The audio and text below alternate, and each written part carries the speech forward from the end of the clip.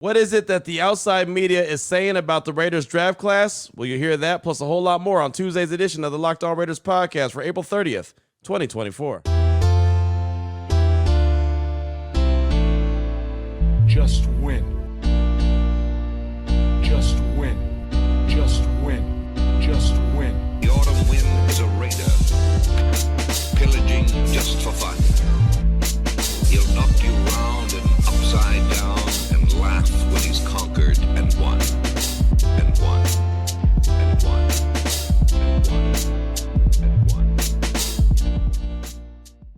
And welcome in, Raider Nation, to another edition of the Locked On Raiders podcast. Thank you so much for making the show your first listen of the day. Make sure you subscribe and follow for free on YouTube or wherever you get your podcasts to get the latest edition of the show as soon as it becomes available. As always, if you're checking us out on YouTube, we appreciate that. Over 13.5 thousand subscriptions already on our YouTube page. We appreciate that. That's the support of you, Raider Nation, and of course the hard work of my man Ari. Does a great job each and every day making sure we're on YouTube, we're looking good, and we're sounding good. So we shout him out. We appreciate him. Check him out on Twitter at Ari Produces. You can hit me up as well at your boy Q254. And you know we got the Locked On Raider podcast voicemail line at 707-654-4693. Your calls and texts. We're coming up at segment number 3. Tons of feedback about the Raiders draft class, all 8 players, and more, all coming up in segment number 3. Segment number 2, I was listening to Carlin vs. Joe on ESPN Radio on Monday afternoon and heard them talking about the Raiders draft class, what the Raiders did in the first round, how they did not come away with the quarterback after all 6 were selected in the first 12 picks.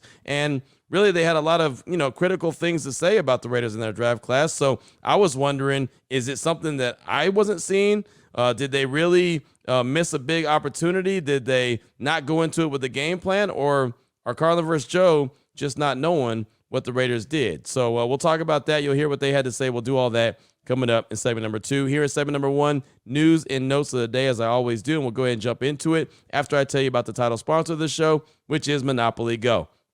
I've said it a bunch of times. I've got a competitive side, a very competitive side, and it's a big fan of Monopoly Go. It's a mobile hit twist on classic Monopoly. You can join your friends and download Monopoly Go now free on the App Store or Google Play. So let's go ahead and jump right into it. News and notes, and off top, the Raiders handed out rookie numbers for the rookie class. So they go as follows. Brock Bowers, tight end out of Georgia. He's rocking the number 89. Jackson Power Johnson, the big center and guard out of Oregon, number 70.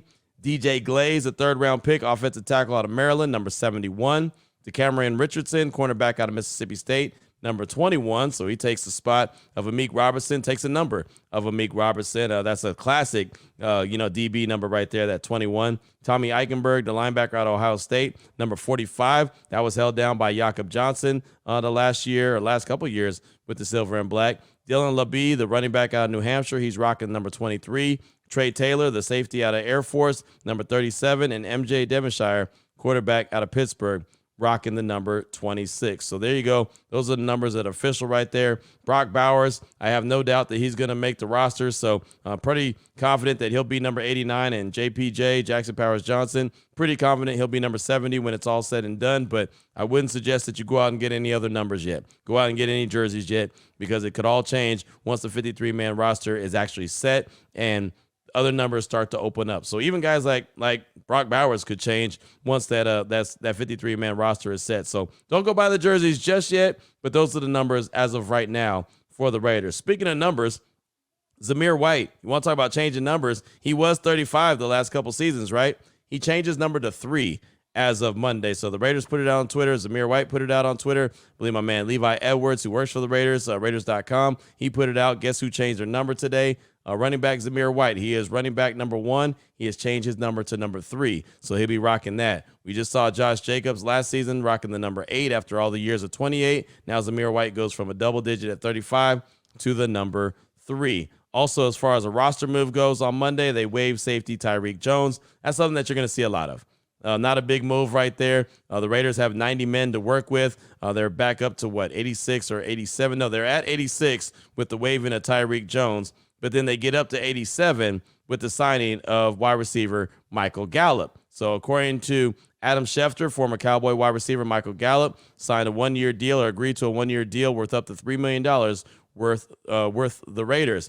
Gallup likely will be the number 3 wide receiver on the depth chart that has Devontae Adams and Jacoby Myers. And, of course, the Raiders released veteran receiver Hunter Renfrow this past offseason and didn't take a wide receiver in this last week's draft. So I think that that's a really good signing. Michael Gallup, when he's healthy, is a really good number 3 wide receiver. Like, that's who he's intended to be. The Cowboys at one point thought he was more than a number 3 wide receiver, but he's really not.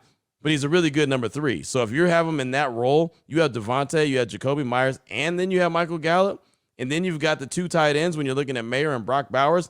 All of a sudden, you're pretty much cooking with grease when you have that opportunity to have that kind of offense. So Gallup is 28 years old. They released him on March 15th to open up a $9.5 million in salary cap space. They had given him a big contract. He signed a 5-year, $57.5 million deal with the Cowboys back in 2022, but was never really able to get back to that form he was before he tore his ACL in 2021. So after the injury, Gallup caught 73 passes for 842 yards and 6 touchdowns. Didn't have a 100-yard game in the regular season in 2022 and 2023. And then in the wildcard loss to the Packers in January, he had 6 passes. He caught 6 passes for 103 yards. His best season came in 2019 when he had 66 catches for 1,107 yards and 6 TDs. Again, really good player. I think he has a nice opportunity with the silver and black on a 1-year deal to prove who he is and potentially go and get a nice, free agent deal following the season. But his loss is the Raiders' gain. I think that 3 wide receiver set right there with Devontae, Jacoby, and now Michael Gallup is going to look real good. So when you're looking at the Raiders' offense for 2024, it's going to be at the quarterback position, Aiden O'Connell or Gardner Minshew. Running back 1, Zamir White.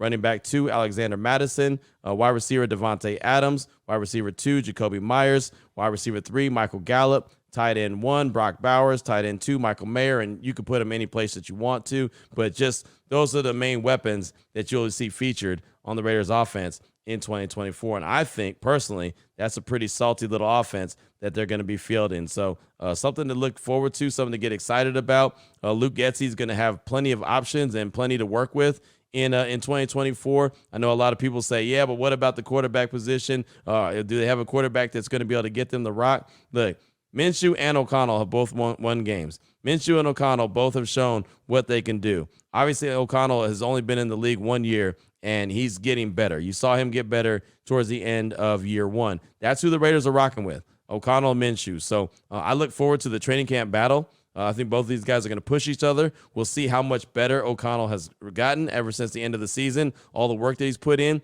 and what Minshew brings to the table, a guy who had the Colts right on the doorstep of the playoffs and wasn't able to get them into the playoffs, but had them right there after having to take over for Anthony Richardson, who got hurt very early in his rookie year and missed the rest of the season. Minshew had to fill that role. So you want to talk about training camp battles? That's going to be a good one right there. Aiden O'Connell and Gardner Minshew. I wish we could just fast forward and, fast track all the way to training camp and already have us out there in the 100+ degree weather just checking out that battle. I do believe those guys are really going to push the hell out of each other, and that's going to just make each other better. So one of those 2 guys will be the lead dog. The other guy will be the backup, and I believe that they'll have the opportunity to kind of mix and match depending on what's going on out there. But you want to talk about a battle to pay attention to, and I'm sure it'll be the feature of training camp and talked about quite a bit. That's Aiden O'Connell and Gardner Minshew. But again, you look at that offense, Zamir White, Alexander Mattison, Devontae Adams, Jacoby Myers, Michael Gallup, Brock Bowers, Michael Mayer.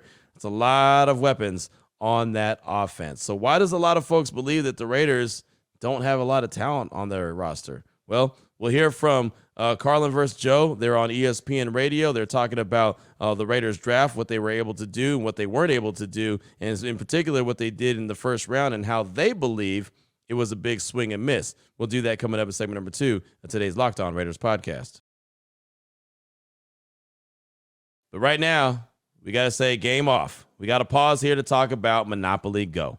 I know what you're saying. Flag on the play. You talk about Monopoly Go all the time. You talked about Monopoly Go at the top of the show, but there's just so much good stuff in this game that we've got to talk about it right now. The fact that you could team up with friends for timed tournaments. You work together to build up each other's boards. The more you win together, the more awesome prizes you can unlock. And there's so much that you can get. Like what you say. Well, I'm glad you asked. Unique stickers you could trade with friends to complete albums for big prizes. We used to do that back in the day at the grocery store. We used to get the stickers and put them in the little pamphlets and everything and try to win some prizes. Oh, that was just me? Okay, cool.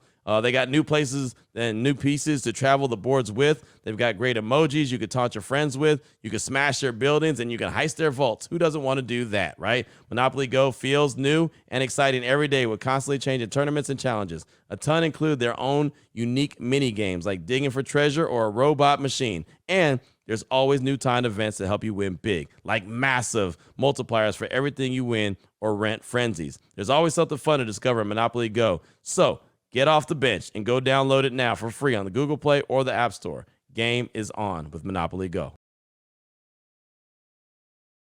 All right, Raider Nation, here we go. Segment number 2 of today's Locked On Raiders podcast. I was driving to, where was I headed? Oh, the Fox 5 TV station on Monday. I was about to go record a draft conversation with Paloma Villicana from our local news station, Fox 5 News. She covers Fox 5 Sports, does a fantastic job. Wanted me to come in and talk all things Raiders draft. So I was on my way, and I was listening to ESPN radio. I was listening to Carlin versus Joe, to show that I enjoy, to show that I've been a part of before. I really do like listening to them. I like what they have to say. So they were recapping the draft. They were going through a lot of teams, and they got to the Raiders, and it kind of threw me off. And I know that everyone nationally is not big on what the Raiders are doing. And I know that I'm here. I'm a lot closer to the product than a lot of folks nationally, including Carlin, even and Joe, who Joe used to be here in Las Vegas. He used to live right here. So he's been around the Raiders. He was also in the Bay Area working at 95.7 The Game. So he's seen the Raiders up close and personal for a long time. He's not very high on what the Raiders did. Carlin wasn't very high on what the Raiders did. But I kind of feel like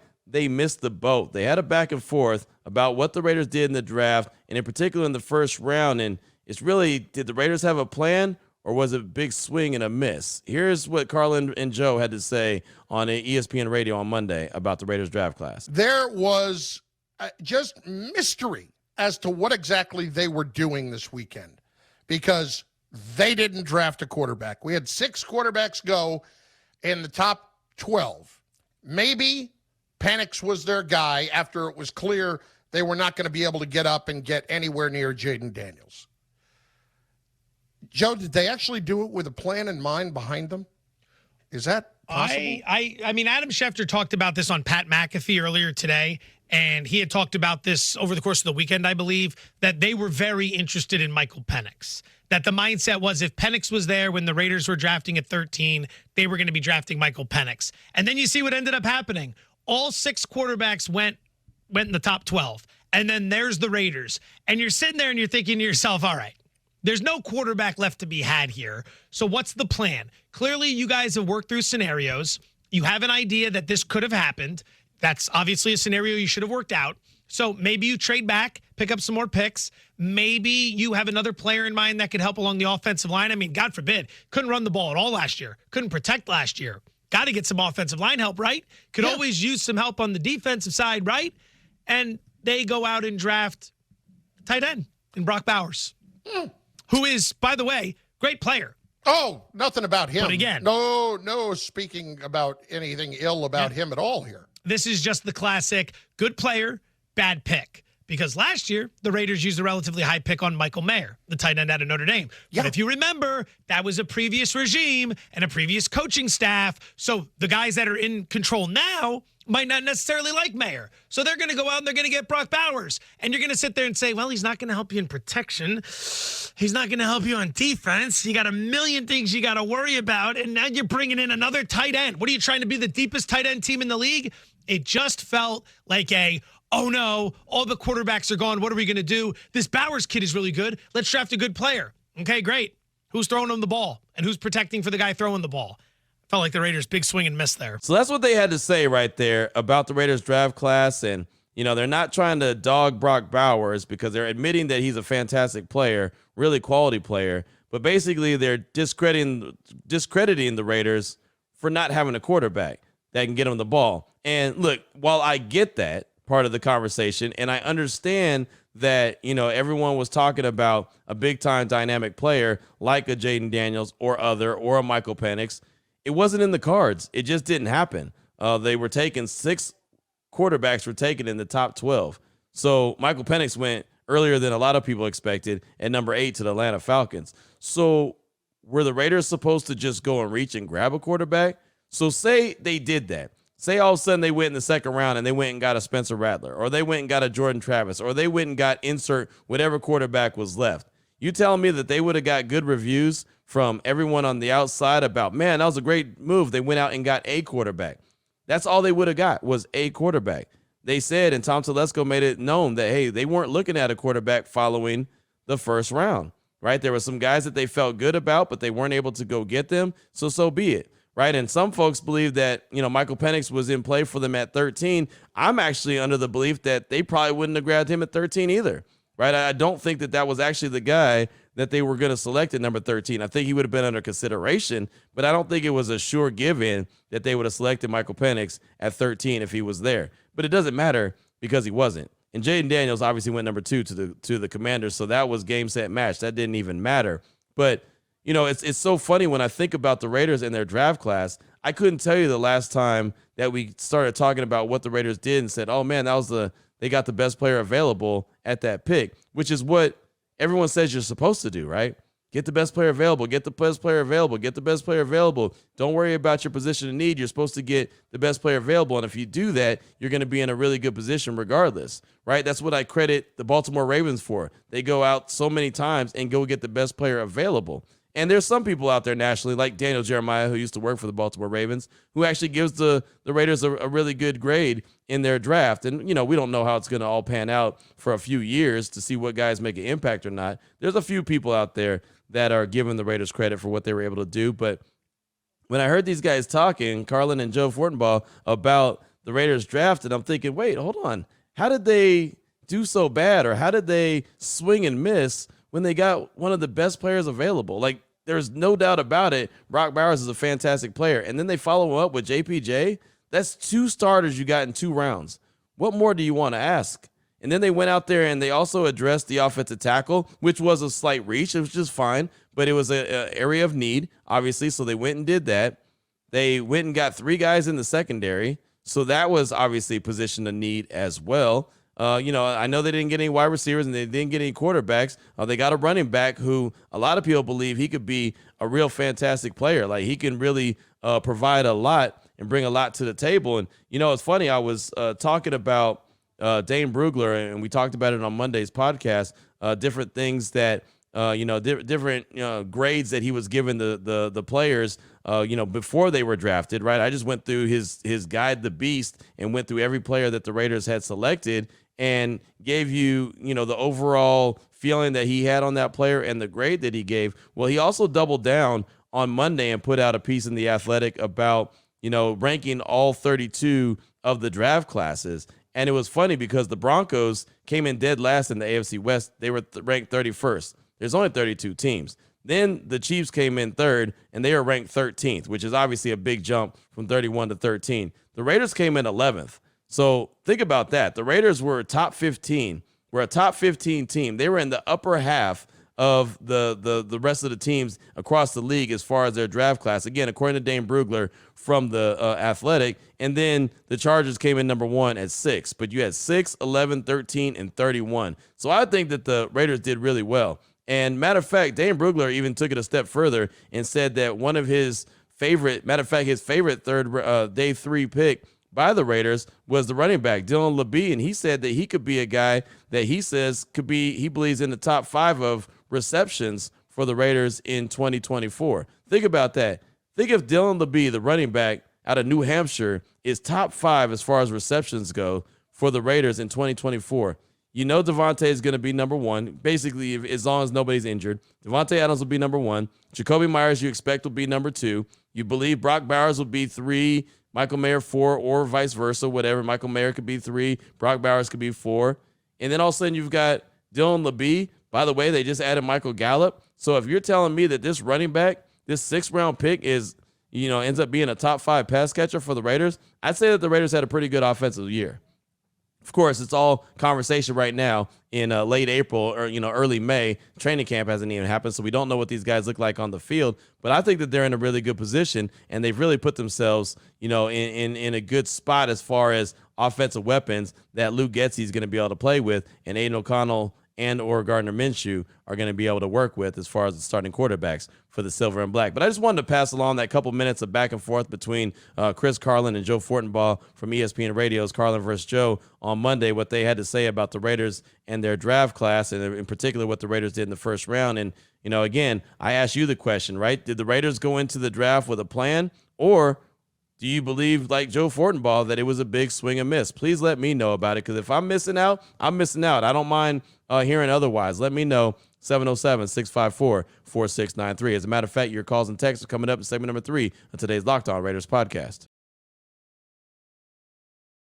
And we'll get to that after I tell you about FanDuel. It is playoff time in the NBA and NHL.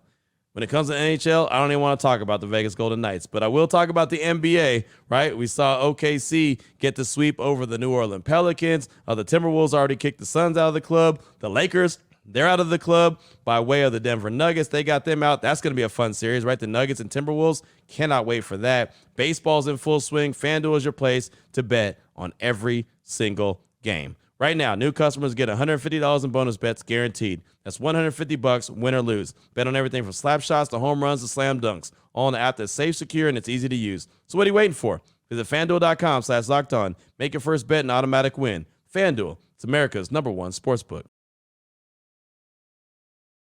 Here we go, Raider Nation. Segment number 3 of today's Locked On Raider podcast. Your calls and texts straight off that Locked On Raider podcast voicemail line, 707-654-4693. Let's start things off with Obi-Wan Raider in Humble, Texas, calling to react to the Raiders draft and points out a few of the players that he's really excited about and why. Here he is, Obi-Wan Raider, calling out of Humble, Texas. What's up, Q? Obi-Wan Raider calling in from Humble, Texas.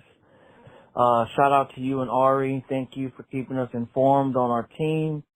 Much love and respect for all your dedication and hard work and all your time being away from your family, going over there to the draft for us. Just want to hit a few quick notes. I really think that Telesco and AP did a good job in the draft. I didn't expect Mayer to be there, but with all those quarterbacks being taken, I mean, somebody's going to get pushed down. I'm expecting a lot of 12 personnel groupings, and that's going to lead more to the smash mouth football that AP wants to run. I'm really excited about the kid from Air Force, Ed Reed's family member, not just because he's Ed Reed's family member, but because this is a young man that understands discipline, that understands being coached hard, going to the Air Force Academy. That's one of the hardest military academies to get into. So he ain't going to be afraid to be coached hard by AP. I'm really looking forward to when his jersey comes out, to buying his jersey to support him. And I'm glad that we went offensive heavy because our defense doesn't really need that much. But I'm really looking forward to training camp and preseason. And I think that we're headed in the right direction. It was great not to see a head-scratching draft like Cleveland Farrell with the 4th overall pick. It was great to not be picking in the top 10 again. It did hurt not having Penix there, but everything happens for a reason. I believe that. And AP, we trust. Shout out to you again, Obi-Wan Raider calling in from Humble, Texas. Love, peace, and chicken grease. Peace out. Obi, thanks so much for the call. Appreciate you, my man. And I think you share a lot of the feelings of Raider Nation. When everyone actually looked back at what the Raiders were able to get accomplished this past draft weekend, as far as, not overreacting to what they saw at first. And even I was kind of, like, oh, what just happened? Because I just wasn't expecting the drafting of Brock Bowers. But after you look back at everything that the Raiders were able to accomplish, I think they had a really good draft class. As far as Taylor's concerned, I was saying the same thing you're saying. Discipline, that's not going to be a problem for that young man coming out of Air Force. When they say that weightlifting's at 6, he'll be there early because 6 o'clock is late in the Army, right? Or in the Air Force or the military services, right? That's late. So he'll be there on time. He'll be ready to go. Like I said, discipline will not be a problem with one Taylor, man. I'm excited about what he brings to the table. And, of course, he's got to go out there and make the roster. Yes, I know he's cousins with Ed Reed. I had someone hit me up on Twitter basically implying that, well, because he's cousins with Ed Reed, he's going to make the roster. Look, he's still a 7th-round pick. He's got instincts. He's got the family lineage, but he's got to go out there and prove why he's supposed to be on the roster. He just can't walk in and say, hey, I'm related to Ed Reed. Give me a roster spot. No, but he's got the right mindset. He's got the right mentality, and he's talking about competing for a starting spot. I like that. I like that confidence he's got, and to play the role that he is, he's gonna need to have that kind of confidence. So, Obi, thanks so much for the call, my man. It's great to hear from you. Up next, got a text from Matt in Orange County. He says, Q, Raider Matt from Orange County. I saw a video the Raiders Instagram posted. All the elite players, team leaders, and starters on the field right now is different. This team feels hungrier than ever. All these dudes have some chips on their shoulder. I'm starting to believe Aiden O'Connell and or Gardner Minshew are going to have a hell of a quarterback battle this camp. I think that quarterback battle is going to really propel their level of play. Somehow, some way, starting to get on a little hype train. You in yet, Q? Raiders. That's from Raider Matt in Orange County. And thanks to the text. And it's not really about me being on the hype train. I just like what they've got going on. I believe in the head coach. I believe that the GM made some really good selections in the draft. I think they have a good, a plan of attack for this team in 2024, and I want to see how they build off what they did in 2023. It's not really about a hype train. I think that you've already seen this team and what they can do. We saw what the defense looked like. There's better players now on the defense as well, especially with the addition of Christian Wilkins. You're starting to see the guys that they were drafted, and you're starting to see how they can really fit in with the team. Now, they got to go out there and put it together in preseason, but like you mentioned, that battle between O'Connell and Gardner Minshew, that'll be the juiciest camp battle for sure, just to see who's going to win that starting job. I would say right now, Aiden O'Connell is probably the leader in the clubhouse. As Antonio Pierce said, he's a starting quarterback, but he's going to have competition.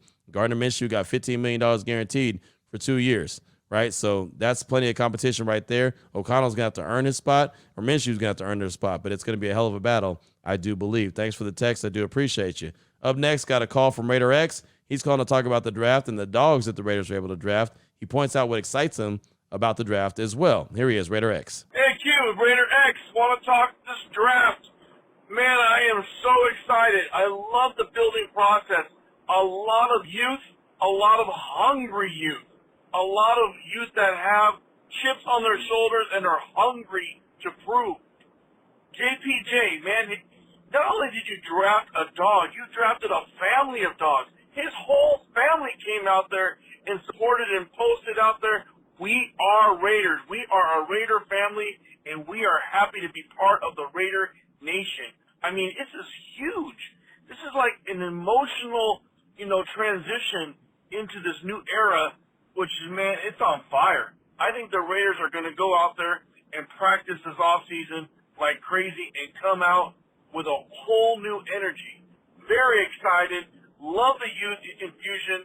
I love all the depth because it's like a farm system. We're breeding new Raiders for the future.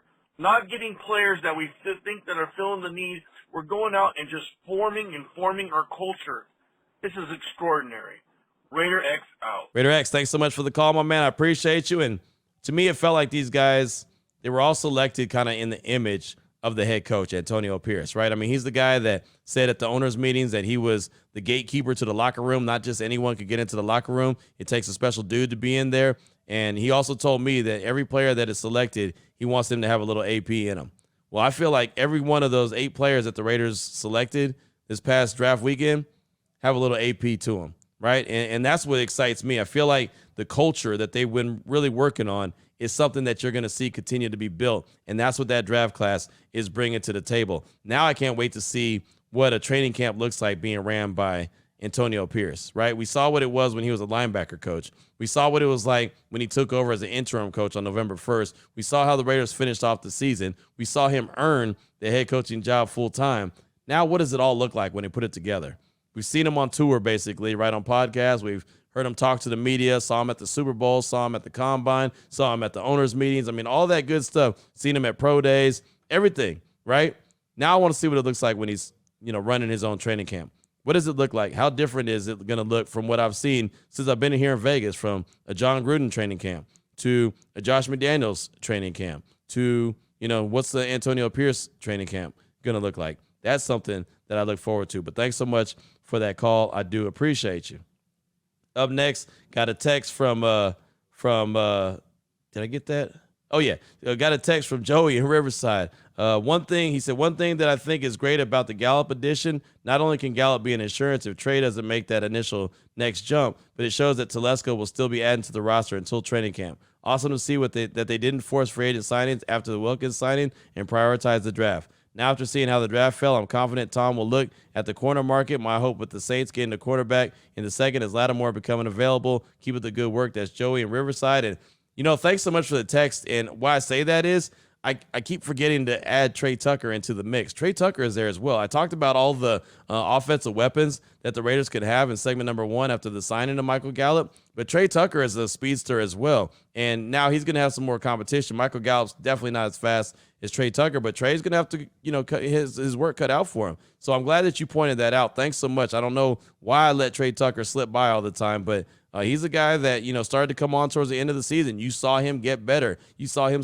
have a game where he had multiple touchdowns, right? I mean, this is a guy that a lot of times would bobble the ball or not get his feet down, but towards the end of the season, it looked like he started to figure it out. So if he's been on the jug machine all offseason, which he should be, right? He should be out there working his tail off to prove who he can be. He could be a huge asset to the Silver and Black. So, yeah, that's just another piece to that Raiders offense. But, yeah, I do think that Michael Gallup is a nice insurance policy, and I think he is going to be a good player for the Raiders, no doubt about it. He's got to make the roster, of course. He hasn't been that guy since he tore his ACL, but I still think he provides something that the Raiders could definitely use. Thanks so much for that text. I appreciate you. Up next, got a call from Eli in the 408. He's calling to talk about the draft and the approach that GM Tom Telesco took with the 8 selections that he made. Here he is, Eli in the 408. Yo, Q. Eli in the 408, real quick. A little more on the draft. I know it's draft response heavy, but a lot of our buddies, talk about it, whatever. You already know what it is. Sorry, I'm probably cut this part out. Anyways, but Telesco went for the best available, plain and simple. Not the best, the second best in the corners, the second best in the O-lineman, the second best. No, he went for the best player available, and that just turned out to be a tight end. I think we're gonna like the guy. It's going to work out. I mean, I like that he went for the best available instead of like the third best corner, he's injured. I mean, it kind of pushed the issue once the Vikings or whoever picked up Penix was, after that we're like, all right, well, it's going to be a little rough. And, they're going to take a shot with Spencer Rattler in the first round. I'm glad they didn't do that. But actually the Saints picked him up. I found that surprising. But yeah, I mean, best available, plain and simple. All right, that's all I got to say. Raiders! Thanks, Eli, for the call. And I think Telesco was very comfortable, very, very comfortable in what he was doing, right? His approach, everything. He wasn't going to get crazy just to get crazy. He went best player available for sure the first 2 rounds. He started going with players in position of need after that, was able to address the offensive line, obviously, in day 2, was able to address the cornerbacks, the secondary, the running back position. He was able to address a lot of different positions. Linebacker, so excited about Eichenberg. Think he's going to be a big-time player. I'm not saying he's going to go and steal a starting job immediately, but I do think that is a linebacker of the future for the Silver and Black. He's very Robert Spillane-like, so I can't wait to see how he develops. I think that him, Spillane, Antonio Pierce are really going to get together and really grind it out and really turn that dude into the linebacker that he should be. I know he is a tackling machine, which is fantastic. The dude, he's not necessarily a sideline-to-sideline coverage guy, but Robert Spillane wasn't necessarily a coverage guy either when he joined the Raiders, and all he did is tie for the lead with the interceptions for the Raiders in their defense. So I'm not saying that Eichenberg can't be that guy, but he's really known as a tackling machine, takes good angles when he's trying to get to the ball carrier, and he's not a guy that minds getting physical. So excited about what he brings to the table as well. So that's all I got time for. Eli, thanks so much for that call. Appreciate you. Tomorrow we'll get to a text from Gonzo Raider in the 505. Got a call from John in Oakland, a text from Heath in Washington. We'll all get those on coming up tomorrow. We'll have more news and notes, of course, and we'll continue to talk about the Raiders draft class and how they continue to develop and what they do maybe with the free agency moving forward. Again, before they came to agreement with Michael Gallup, they had about $18 million in cap space. And, of course, a lot of that's going to go to their draft class, but they also have the room for some free agents, and they're going to have plenty of cap space following June 1st as well. So Tom Telesco's not done. He's still wheeling and dealing. We're looking forward to seeing how this roster continues to develop. And, of course, we'll be here to talk about it each and every day on the Locked On Raiders podcast. So until tomorrow, Raider Nation, take care of yourself, take care of your family, love on your family. Most importantly, as always, just win, baby.